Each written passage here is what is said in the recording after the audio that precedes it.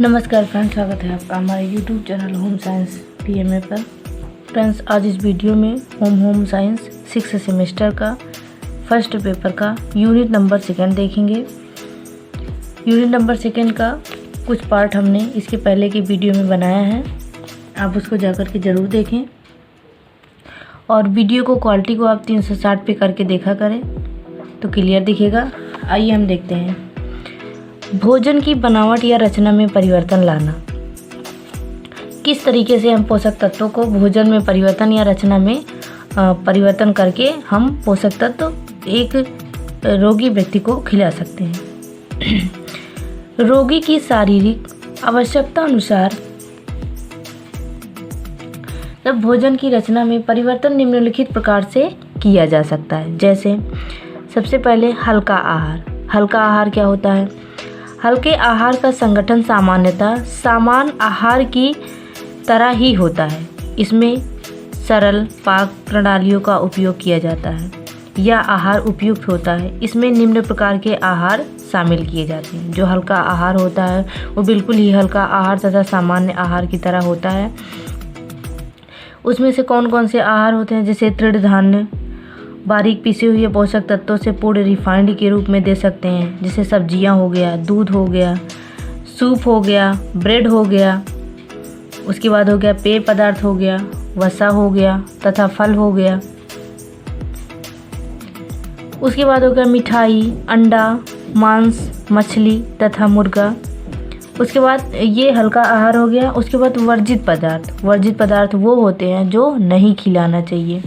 जैसे अधिक मिर्च मसालेदार भोज्य पदार्थ, सुअर का मांस, कच्चे फल, सलाद की पत्ती व टमाटर को छोड़कर अन्य सलाद, काष्ठ फल, कड़े प्रकार की सब्जियां एवं पेस्ट्रीज इत्यादि नहीं देना चाहिए। उसके बाद इसमें हम आगे देखते हैं नरम और कोमल आहार। इसमें से कौन से आहार आते हैं नरम और कोमल आहार में? यह आहार उन व्यक्तियों के लिए होता है जो रोगी सरलता से भोजन चबाने में असक्षम होते हैं। जैसे कुछ ऐसी बीमारियां होती हैं जैसे पाचन संबंधी समस्या हो गई, आमाशय संबंधी समस्या हो गई, तो उसमें जो व्यक्ति होता है वो भोजन को अच्छे से नहीं चबा सकता। उसके लिए नरम और कोमल आहार दिया जाता है। जैसे आंतों व आमाशय संबंधी रोग, पाचन संबंधी रोग। उसके बाद तीव्र संक्रमण रोगों में तथा ऑपरेशन के बाद कोमल या मुलायम आहार दिया जाता है। जब खाने एवं पचाने में यांत्रिक सरलता की ज़रूरत होती है तब कोमल आहार दिया जाता है। तो इस तरीके से कोमल आहार का प्रयोग तब किया जाता है जब व्यक्ति भोजन को बहुत अच्छे से चबाने में सक्षम नहीं होता है, तब उसको नरम या कोमल आहार दिया जाता है। कोमल आहार की विशेषताएं। क्यों कोमल आहार अच्छा होता है? जैसे निम्न विशेषताएं हैं। जैसे यह सरल आहार व सादा होता है। यह आहार आसानी पूर्व पाचनशील होता है। उसके बाद यह आहार कोमल होता है। इस आहार में रेशे की मात्रा, सुगंध तथा मसाले कम प्रयोग किए जाते हैं। इस आहार में मेथी, अदरक, लाल व काली मिर्च का प्रयोग नहीं होता है। भोजन को छोटे छोटे टुकड़ों में काटने से आहार कोमल होता है। इस तरीके से कोमल आहार में शामिल होने वाले भोज्य पदार्थ, ऐसे कौन से भोज्य पदार्थ हैं जो कोमल आहार में शामिल किए जाते हैं? जैसे दूध हो गया, मट्ठा तथा पनीर हो गया, दाल चावल, दलिया, खिचड़ी, हलवा, खीर, पुडिंग भी होता है, दूध से बनाया जाने वाला एक पदार्थ होता है। कस्टर्ड भी होता है, डबल रोटी, पकी हुई कुचली हुई सब्जियां, सूप एवं अन्य पेय पदार्थ, अंडा, फल, केले से मसला हुआ, अंगूर, संतरा, छिलके रही छोटे छोटे टुकड़ों में आदि। उसके बाद कोमल आहार को बनाते समय निम्नलिखित बातों को ध्यान रखना चाहिए। जैसे इसमें दलिया, खिचड़ी, मुलायम रोटी, ब्रेड एवं घुटी हुई दालों का उपयोग करना चाहिए। सब्जियां कच्ची सब्जियों में टमाटर बारीक काटकर, सलाद के पत्ते एवं गोभी कसकर देनी चाहिए। पके हुए फलों में केला, सेब व संतरा इत्यादि का उपयोग करना चाहिए। तो इस तरीके से छोटी छोटी कुछ बातें हैं जो ध्यान में रखना चाहिए। उसके बाद हम देखते हैं तरल आहार। तरल आहार क्या होता है? जिन रोगियों को आसानी से ग्रहण करने योग्य व पाचन योग्य भोजन या आहार की आवश्यकता हो, जो कि जलन उत्पन्न करने वाले मसालों से रहित हो, उन्हें तरल आहार दिया जाता है। तरल आहार में लिक्विड पदार्थ होता है।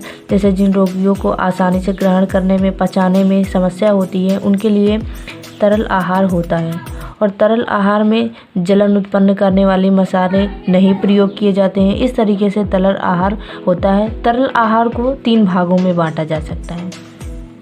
सबसे पहले देखते हैं पूर्ण द्रव या पूर्ण तरल आहार। यह आहार सामान्यतः उन रोगियों को दिया जाता है जो भोजन चबाने व निगलने में अक्षम होते हैं। पूर्ण तरल आहार ये बिल्कुल ही लिक्विड होता है, पानी जैसा होता है। उनको दिया जाता है जो भोजन को न चबा सकते हैं न निगल सकते हैं। अगर रोगी के मुख, गला, दांतों, आहार नलिका या आमाशय में किसी प्रकार का विकार हो तो उसे पूर्ण तरल आहार दिया जाता है। जैसे ऑपरेशन के बाद या जब रोगी की स्थिति गंभीर हो, यानी उल्टी, मचली, भूख न लगना तथा पेचिश आदि में पूर्ण तरल आहार दिया जाता है। उसके बाद देखते हैं साफ या सीमित द्रव आहार। ये दूसरे प्रकार का आहार है, साफ या सीमित द्रव आहार। प्रायः ऑपरेशन के बाद मरीज को साफ या सीमित द्रव आहार दिया जाता है, जिससे उन्हें पर्याप्त द्रव प्राप्त हो तथा गैस उत्पन्न हो। यह एक अपर्याप्त आहार होता है और जल व कार्बोहाइड्रेट युक्त होता है। इसका उपयोग सीमित या कम समय के लिए ही करना चाहिए, क्योंकि ज़्यादा समय तक इस तरीके का प्रयोग किया जाएगा तो व्यक्ति को समस्या हो जाएगी तथा उसको कमजोरी हो जाएगी। इसमें प्रायः प्रोटीन 5 ग्राम, कार्बोज 100 ग्राम और 100 से 200 ग्राम तक, और कैलोरी 400 से 500 ग्राम तक मिलता है। इसमें वसा बिल्कुल नहीं होती है।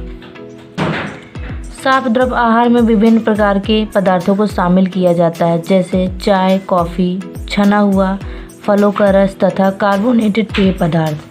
तो आप खुद सोचिए, इस तरीके से चाय, कॉफ़ी, छना हुआ फल का रस आप दे करके किसी मरीज को या किसी व्यक्ति को कितना लंबा समय तक चला सकते हैं। इसीलिए कहा जाता है कि इस आहार को ज़्यादा लंबा समय तक नहीं चलाना चाहिए, नहीं तो व्यक्ति के अंदर कमजोरी आ जाती है।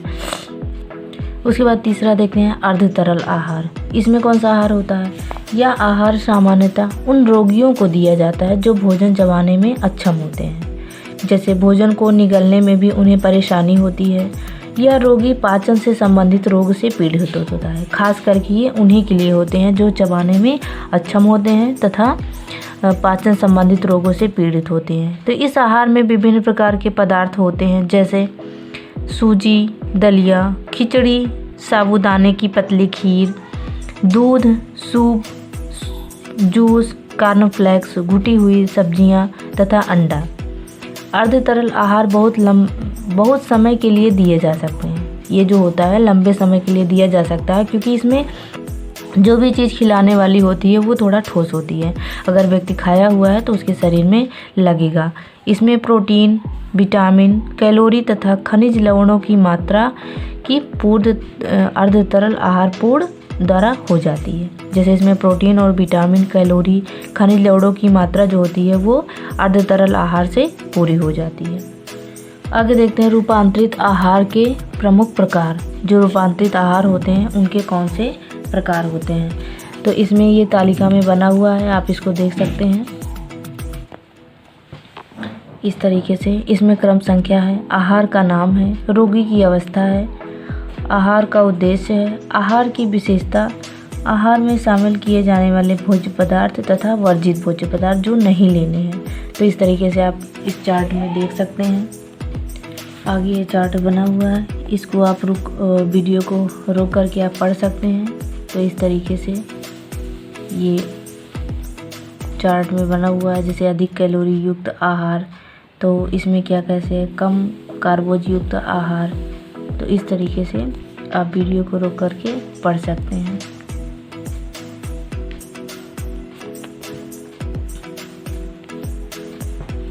तो इस तरीके से आप देख सकते हैं। उसके बाद इसमें और आगे देखते हैं पोटेशियम रहित आहार, कम रेशे युक्त आहार, अधिक रेशे युक्त आहार। उसके बाद जो है कम फिनाइल, एनलाइन युक्त आहार, ग्लूटेन रहित आहार। इस तरीके से आप इसको पढ़ सकते हैं।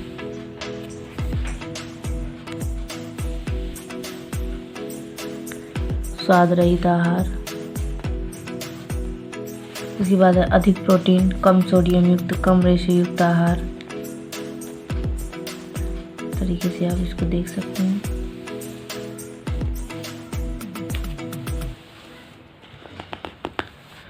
तो फ्रेंड्स, इस वीडियो में इतना ही। इसके आगे के वीडियो में हम अगला टॉपिक कवर करेंगे। वीडियो को पूरा देखें और ज़्यादा से ज़्यादा शेयर करें। वीडियो देखने के लिए धन्यवाद।